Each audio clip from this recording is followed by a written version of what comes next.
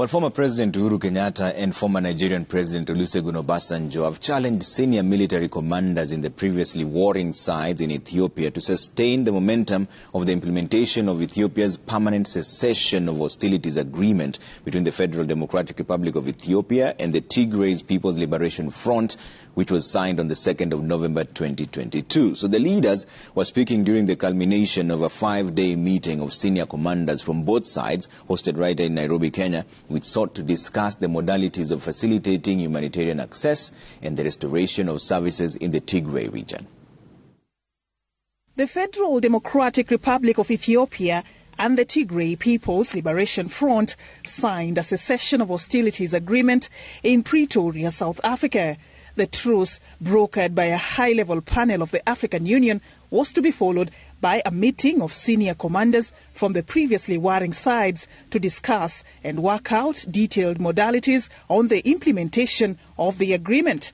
A ceremony to sign the meeting's declaration on Saturday delayed for 9 hours as leaders thrashed out details.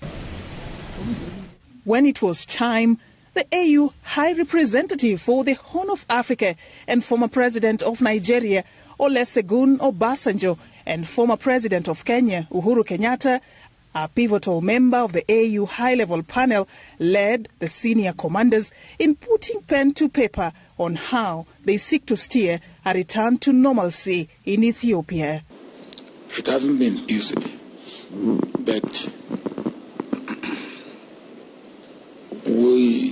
I must commend the leaders on both sides for their good faith, for their consideration of the best for the good of all the people of Ethiopia, particularly the ordinary people of Ethiopia, who have been deprived of peace. We can live with each other within our diversity. Our diversity is our beauty. It should not be a source of division. It should be a source of pride as we share and enjoy diversity instead of our diversity becoming that which breaks us apart. The 5-day meeting, which saw the senior commanders declare their commitment to ensure disarmament, facilitate immediate unhindered humanitarian access, and the restoration of services in the Tigray region. We want to express our full commitment for bringing peace and stability to our people and country.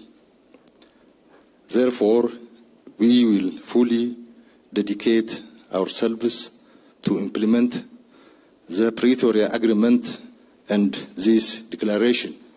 We have suffered untold misery over the last 2 years and still continue to suffer.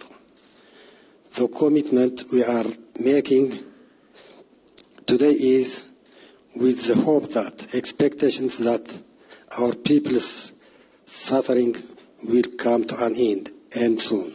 The former heads of state commending the commanders for putting the interest of their country first, saying it is proof that Africa can solve its own challenges. Truly, we as the people of Africa have our own solutions.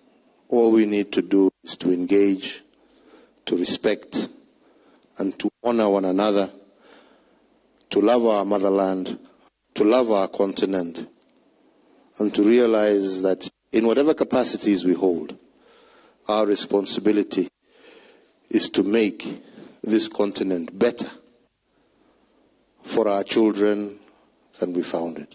The signing of this declaration affirms the silencing of guns in Ethiopia, marking the end of the war, but the start of a long but pivotal journey of restoration and reconciliation.